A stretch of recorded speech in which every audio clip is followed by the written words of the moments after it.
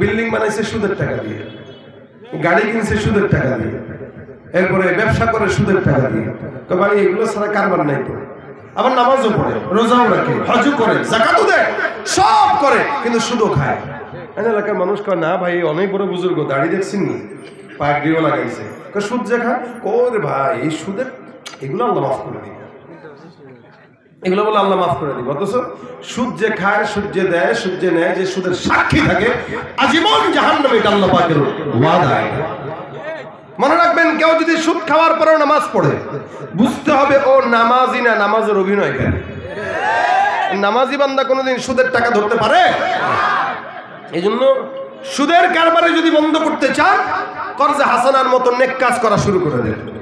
আপনি এই নিয়ত করবেন যে এলাকায় আমরা কর্জে হাসানার একটা সংগঠন খুলব, যে সংগঠন থেকে যুবকদেরকে, বৃদ্ধদেরকে অথবা গরিব মিসকিনদেরকে দান করা হবে, কোন প্রকার সুদ ছাড়া। যে টাকা নিবে ওই টাকাই দিবে। অথবা সিস্টেম পাল্টায় ফেলতে পারেন। কি ভাই আপনার দরকার কি? বলে আমার একটা ফ্রিজ দরকার। ওকে, আমরা ফ্রিজ কিনে দিব। আমরা আপনার কাছে ফ্রিজ কিনে দিয়া আমরা এত টাকা আপনার থেকে নিব, আপনি পণ্য তাকে দিবেন, তার থেকে টাকা নেবেন। 3-4 বছরে সুন্দর করে তাকে বিল্ডিং করে দেন, তার থেকে টাকা নেন।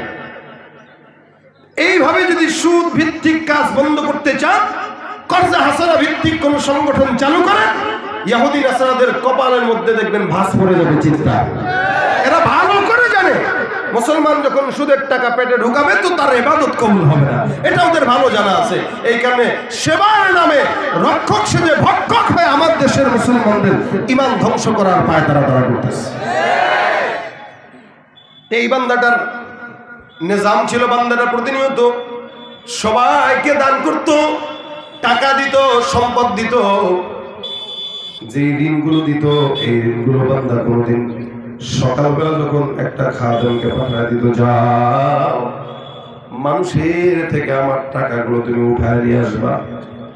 আল্লাহর বান্দা যেই খাদেমকে পাঠায় দিত, খাদেমকে এই কথাও বলে দিত, যেই বান্দা আমার ঋণ শোধ করতে পারবে তার থেকে ঋণ গ্রহণ করবা, আর যেই বান্দা অপারগতা প্রকাশ করবে তাকে মাফ করে দিবা। দেখবা আসলে সে গরিব কিনা, আসলে সে হকদার কিনা। আমার তো টাকা পয়সার অভাব নাই, সারা দুনিয়ার মানুষ যদি আমার টাকা খায় কোনো আপত্তি নেই। তুমি যারা দিতে পারবে তাদের থেকে নাও, যারা দিতে পারবে না তাদেরকে মাফ করে দাও। আল্লাহর বান্দা প্রতিনিয়ত সকালবেলা বান্দাকে পাঠাইতো আর এই ঘোষণা করে দিত, হাজার হাজার মানুষকে ঋণের বোঝাচ্ছে মাফ করে দেয়। কিয়ামতের ময়দানে আল্লাহ পাক রব্বুল আলামিন বিচার কার্যক্রম করবে।